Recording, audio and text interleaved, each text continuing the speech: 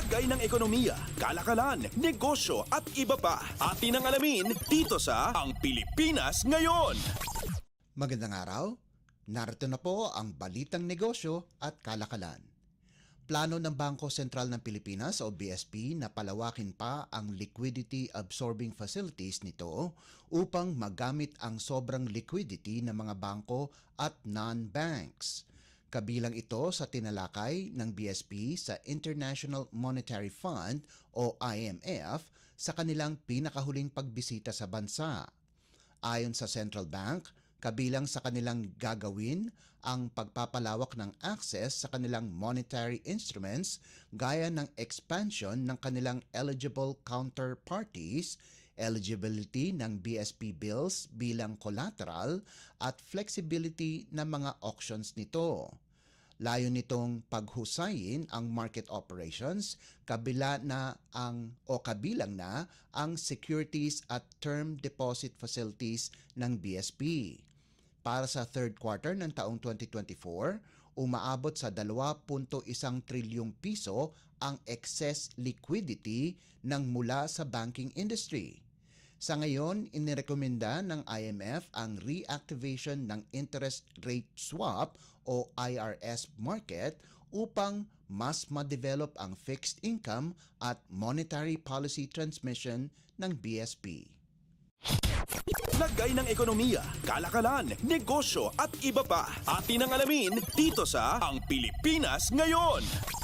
Umaabot sa 31.5 bilyong dolyar ang kita ng Contact Center Association of the Philippines o CCAP para sa taong 2024. Habang nasa 1.62 bilyon naman na trabaho ang naipagkaloob ng industriya sa mga Pilipino. Ayon kay CCAP President Mikey Ocampo, ang paglago ng Information Technology Business Process Management o IT-BPM ngayong taon ay dahil sa cost efficiency, availability ng high-quality talent, infrastructures at matatag na suporta ng gobyerno.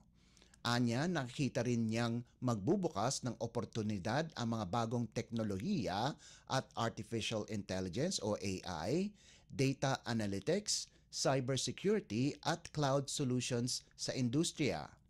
Ayon kay Ocampo, mahalaga na maging handa ang mga manggagawang Pilipino sa transition ng industriya mula sa traditional contact center service para maging complex o ang knowledge process outsourcing o KPO-based services.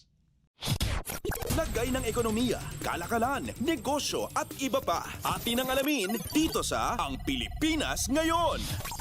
Target ngayon ng Subic Bay Metropolitan Authority o SBMA na dumami pa ang cruise ship arrivals sa Freeport ngayong taon.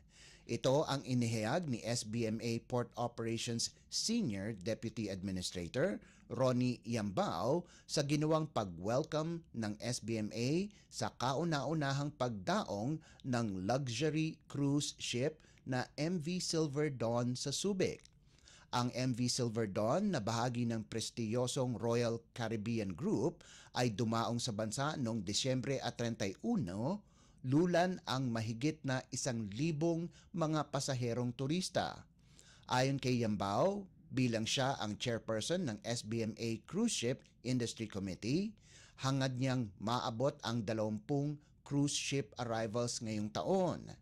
Sa ngayon anya, may mga nagkumpirma na ng kanilang pagdating sa bansa, kabilang dito ang MV Blue Dream Star na darating sa Abril, Mayo at Hulyo at ang Viva V Odyssey sa Setyembre.